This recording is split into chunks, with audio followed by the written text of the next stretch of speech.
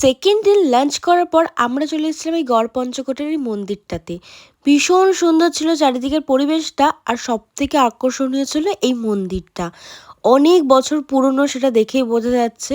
আর ভেতরে ছিল রাধাকৃষ্ণের একটা সুন্দর ছোট্ট মূর্তি, দেখে কিন্তু বেশ ভালো লাগছিল। শুধু এই মন্দিরটাতেই ঘুরেছিলাম, পেছনে পাহাড়টাতে আমরা যাইনি।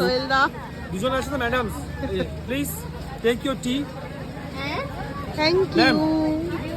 ওখান থেকে ঘুরে আমরা চলেছিলাম ডাইরেক্ট হোটেলে, আর আমাদের দেখো ওয়েলকাম করতে কে এখানে বসে আছে। এই হচ্ছে আমাদের পুরুলিয়ার সেকেন্ড ডে, আর এই হচ্ছে রুম। এখন আমরা সবাই মিলে বসে আছি, এখানে সবাই আছে। হ্যাঁ, এই বাদাম খাচ্ছি আমরা, এই গল্প হচ্ছে সবাই মিলে।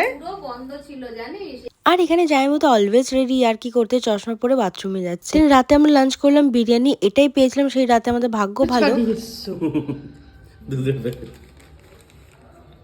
গরম আছে, দেখো আমার হাতে ফেলে দিও না আবার।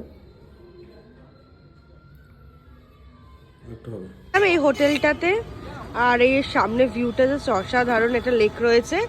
এখন আমরা যাচ্ছি ওখানে চা খেতে, তোমাকে দেখাচ্ছি না।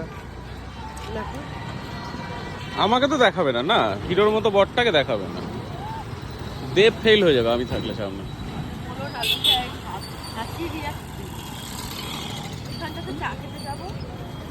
এই বণিকদা খাবার দাবার নিয়ে চলে এসছে। চিয়ার্স। এখন আমরা আবার চলে এসেছি আরেক রাউন্ড চা খেতে, কারণ গলাটা ভীষণ ব্যথা। চাটাও সুন্দর। চলো চাটা টেস্ট করি। এখানে নিয়ে গেছিল আগে, ধোয়া উঠছে পুরো। বাড়ি ফেরার ট্রেনের টাইমিং ছিল প্রায় দুপুর 3:30টার সময়, তাই হাতে অনেকটা সময় থাকার দরুন আমরা চলে গেছিলাম সামনে একটা মিউজিয়ামের, পুরুলিয়া মিউজিয়াম। এখানে কিছু সায়েন্স শো হচ্ছিল, তো সেগুলো দেখার জন্য এখানে ঢুকছিলাম। আর দেখো এখানে পুরো বাবলে একটা বেলুন, এর ভেতরে কোনো শো হচ্ছিল, সেটা যেহেতু ভিডিও করা যাবে না, আমি আর কোনো ভিডিও করিনি। টুকটাক এসব দেখে আমরা এখন বেরিয়ে পড়ছি সব মিলে লাঞ্চ করতে, দেন ওখান থেকে আমরা চলে যাবো একদম ডাইরেক্ট স্টেশনে। পুষ্পা ঝুঁকেগা না সালা।